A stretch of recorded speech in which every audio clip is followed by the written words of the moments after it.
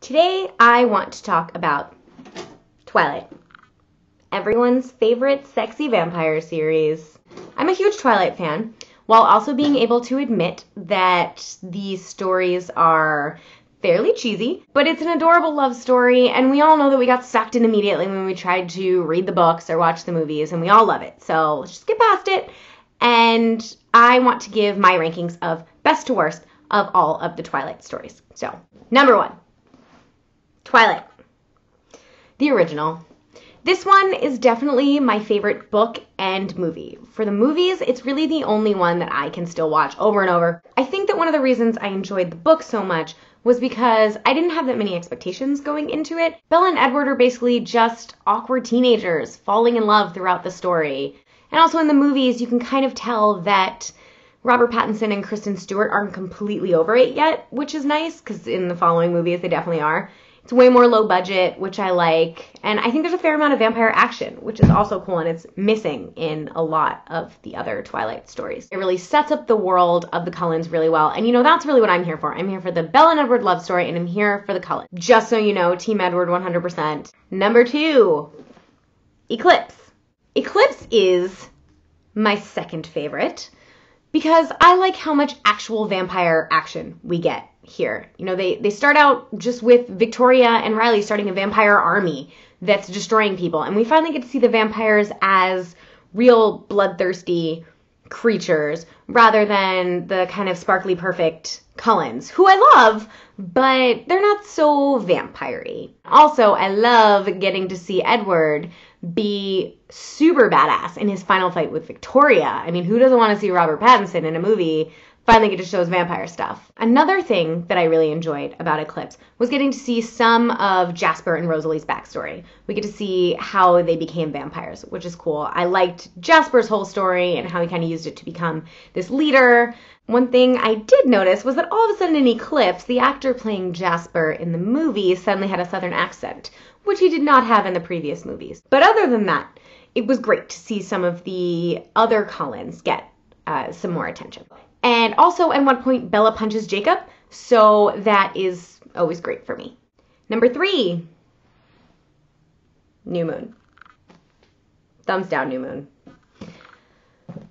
Let me just say that the only reason that New Moon is not at the complete bottom of the list is because Breaking Dawn happened and was so terrible that it couldn't possibly not be on the bottom of the list. My main problem with New Moon is that for some reason, Stephenie Meyer decided it would be a good idea to write almost an entire book without the most popular character in the series. 90% of people reading these books are reading them for Edward Cullen. I certainly am. My experience with New Moon was basically me running home with the book, sitting on my couch, tearing through the beginning, crying hysterically alone on my couch when I realized Edward was leaving, ripping through the middle of the book as fast as I could so I could just get over all of this werewolf stuff, and then finally calming down when we get to Italy and I realize that Edward is back. As soon as Alice shows up, I know we're getting back there, and I'm really excited. But the middle of the book is basically just throwaway for me. I don't care about 30 pages of werewolf lore. No sparkly vampires, I'm not into it. Number 4, Breaking Dawn. I mean, I have a lot of feelings about Breaking Dawn. I have so many feelings that it is very hard for me to articulate how much I disliked this book. And I know I'm not the only one. I know that there are a lot of people that really disliked Breaking Dawn. We're all waiting. We are so invested in these characters in these books, and we're all waiting so long to see what happens. And this is the finale we get. We basically get nothing. Bella conceives a half-demon vampire baby with a dead man who then goes on to eat its way out of her. Other than that, nothing happens. All of a sudden, this is not a book about Bella and Edward and the love story that we love. It's a book about Bella being a mother. I don't know how many people reading this book wanted parenting advice from Stephenie Meyer, but I didn't. I wanted to read about Bella and Edward some more. So it was completely disappointing that it just wasn't about that. All of a sudden, all of these vampires start showing up, all of this elaborate extended family that I can't really keep track of, but I guess I'm supposed to know.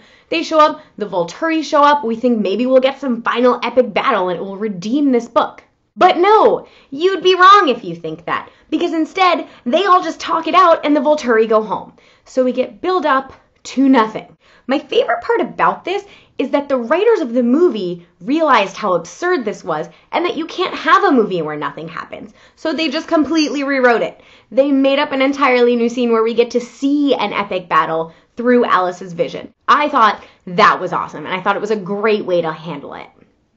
Oh, and best part that I didn't mention is when Jacob falls in love with Bella and Edward's baby and no one thinks it's creepy. Good job, Breaking Dawn. Thanks for ending. So those are my rankings. I would love to hear what you think. I mean, am I right?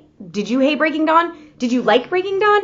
I'm actually really interested. If you liked Breaking Dawn, please tell me why, because I am super open to hearing positive things about it. Leave me a comment below with some of that, and let me know your list of how you would rank them. See you next time.